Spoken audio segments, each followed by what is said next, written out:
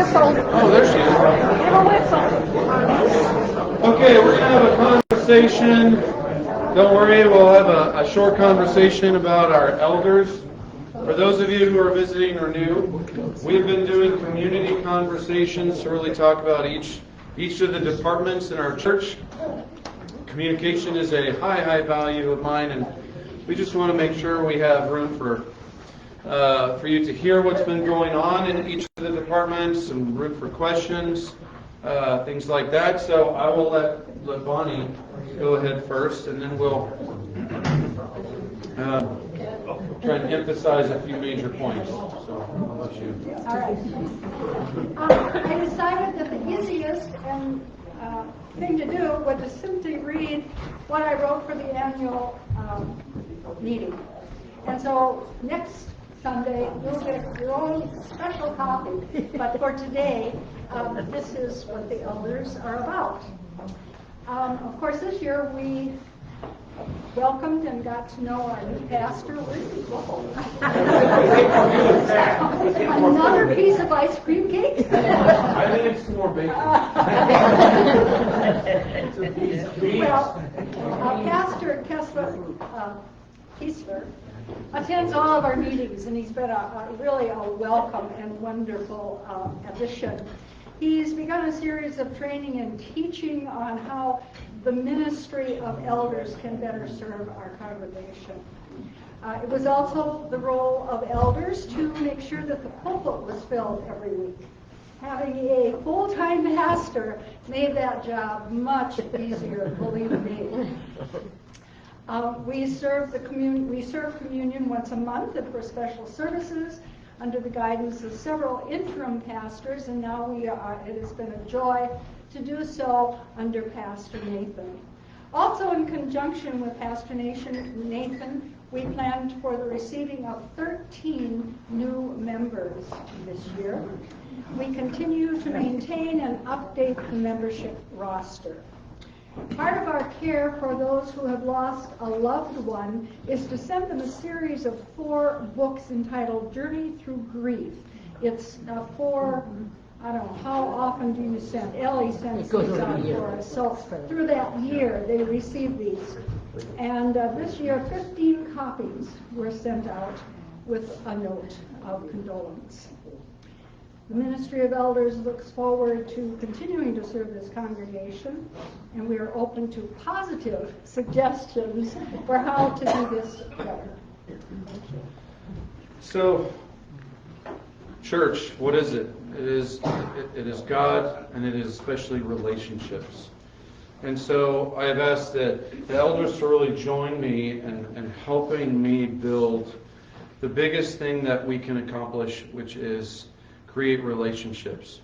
And so this year we've begun doing some planning, some strategizing on really how to make sure that at some point everyone is going to have a conversation with an elder. And that can be just about your story. It can be about some prayer points.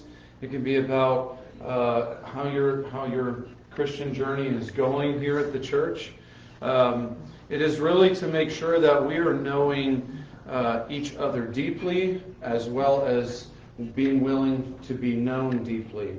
And so, obviously, in my messages on Sunday, you will hear a lot of different personal stories, and that's again to help set the pace of building those kind of relationships that we need.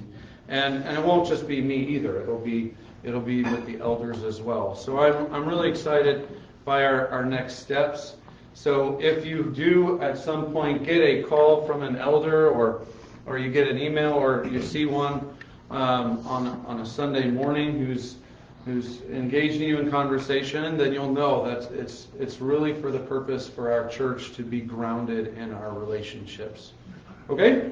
So at this point, you can ask Bonnie all the questions you want. And I will defer. No, I was just joking. So if there are questions, please ask. How many of the elders are in the here right now, Yeah, and can I they should come up tell- front Sure. That would so be that good. we can see them? Yes. So yes. Ellie's here. So why don't you stand if you're... Well, if they haven't come up front, then we Oh, can, okay. we can see who they are. Wow. The communications director is directing. Okay. A few of them are on vacation or they're out too. So, Shelby. Shelby's up there. And we have Dwayne. And Who- they are traveling. They're traveling, and actually Lorene will be traveling back this week, Lorene Walters. And Harold is on the elders too. I didn't see Harold this morning. No. And Leanne wasn't here this morning either. Is she traveling too? Yes. So a lot of traveling. Today. Thank you for not going anywhere. That's good, Ellen. Could you describe for me the responsibilities for the spiritual development of the church by the elders? Say, okay, describe the responsibilities. Spiritual development of the church. Okay, you mean not just the ones that were read off? So, we don't have a set of questions that, for the sake of spiritual development. What we want is for the relationship to dictate the ability to say, hey Jim, how has it been going lately in your prayer time with God? How has it been going in your walk lately? And we would have the ability to trust that, between not just elder as a position, but elder as someone who's taking responsibility over those in our church, that there would be a good conversation that happens, right? So even though we don't have it's not a checklist, it is a goal of ours to connect with everybody, and I do mean that, over time, to be able to make sure that people are available to you as you're growing, to whatever season that you're in. And whether that is a celebratory season, like, hey, I'm in a really good place, it's still great for us to celebrate with you.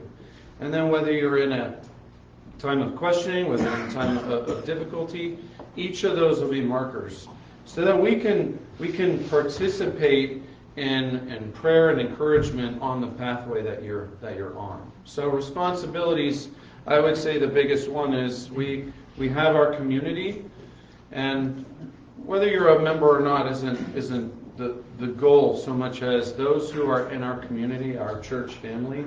We want to make sure that we're connecting with you.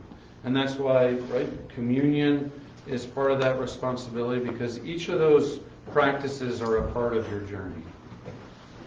I know that was very wordy, and it wasn't very 1, 2, 3. So.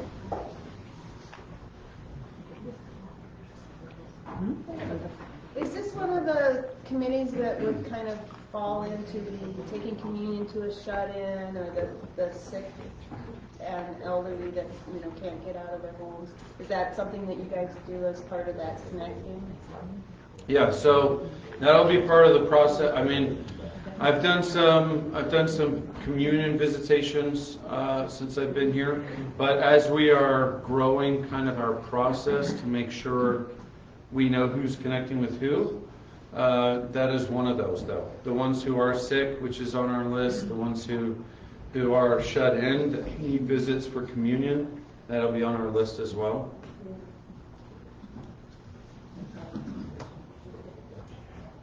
Good. Thank you, guys.